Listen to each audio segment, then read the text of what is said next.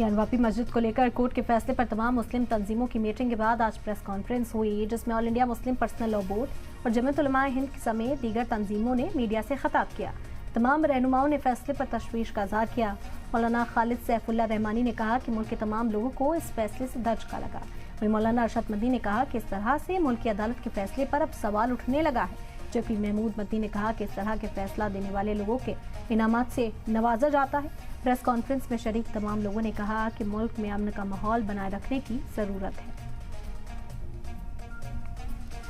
उस वाक़े ने इस मुल्क के न सिर्फ 20 करोड़ मुसलमानों को बल्कि मुल्क के संविधान पर यकीन रखने वाले, भरोसा रखने वाले और मुल्क के सेकुलरिज्म को मानने वाले इंसाफ पसंद तमाम शहरियों को बहुत ही सदमा पहुंचाया है। चाहे वो किसी धर्म से ताल्लुक़ रखने वाले हों, किसी इलाके से ताल्लुक़ रखने वाले हों। जैसे मुसलमान इस वाक़े से बहुत ही रंज की हालत में हैं, इसी तरह हमारे बहुत से हिंदू भाई, सिख भाई और दूसरे वर्गों के लोग जो इस बात पर यकीन रखते हैं कि हमारा देश मज़हब का गुलदस्ता है और यहाँ मुख्तलिफ धर्म के मानने वाले लोगों को यकसा तौर पर इज़्ज़त दी जाती है और उनकी इबादतगाहों की हिफाजत होती है, उन सब को धक्का लगा है।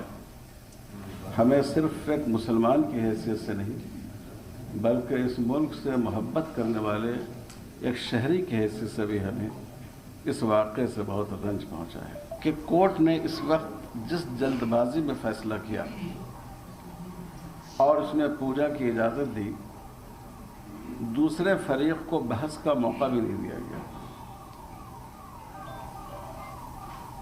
ये बात बहुत ही इसकी वजह से अदालतों और जो इंसाफ देने वाले इदारे हैं उनके भरोसे को चोट पहुंची। जो अक़लियतें हैं, माइनॉरिटीज़ हैं, वो महसूस कर रही हैं कि कहीं ऐसा तो नहीं है कि अदालतों ने अक्सरियत के लिए और अक़लियत के लिए अलग अलग पैमाने मुकर्रर कर दिए हैं। इसकी मिसाल बाबरी मस्जिद का फ़ैसला है। बाबरी मस्जिद के फ़ैसले में कोर्ट ने इस बात को माना है कि इस मस्जिद के नीचे कोई मंदिर नहीं था, मंदिर तोड़कर मस्जिद नहीं बनाई गई। ये दोनों बातें फैसले में मानी गई। इस वक्त जिस तेज़ी के साथ ये मसाइल उठे हैं, उनसे ये महसूस होता है कि कानून को सामने रखकर फैसला करने की जिम्मेदारी जिन कोर्टों के ऊपर है, वहाँ ऐसी लचक और ढील पैदा हुई है कि जो लोग इबादतगाहों पर कब्ज़ा करने का प्रोग्राम चाहते थे, उनको सहूलत और आसानी मिल रही है।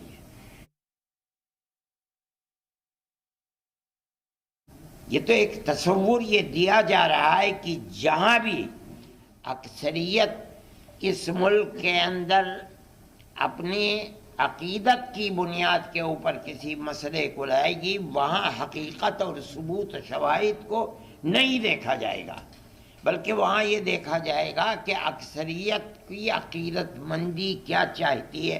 जो चाहती है उसको पेश कर दिया जाएगा तो मुल्क कैसे चलेगा। ये एक बात है सोचने की। हम सिर्फ इतनी ही बात कहना चाहते हैं कि अगर रविश यही चलेगी तो चाहे वो किसी भी अक़लियत का फ़र्द हो, चाहे वो सिख हो, चाहे वो जैन हो, चाहे वो मुसलमान हो, चाहे वो ईसाई हो, किसी मसले के अंदर उसको फैसला नहीं मिलेगा। अगर मुकाबले के अंदर तनाव है और उसके अंदर अकीदत अक्सरियत की उसके अंदर दखल रखती है, तो उसके अंदर उसके मुकाबले के अंदर कानून बेकार और बेअसर हो जाएगा। एक तो ये कि इंडिया का जुडिशियल सिस्टम یہ اس کے اوپر بہت بڑا کویشچن مارک آ گیا ہے. جس طرح ون سائیڈڈ طریقے سے یک طرفہ طور پر جاتے جاتے اسی سے سمجھا جا سکتا ہے پھر ان کو انعامات بھی مل جائیں گے. جاتے جاتے کا کیا ہوگا؟ ڈسٹرکٹ کورٹ کے جج صاحب نے جاتے جاتے ریٹائرمنٹ سے ٹھیک پہلے آخری فیصلہ کیا اس طرح کا فیصلہ دے دیا،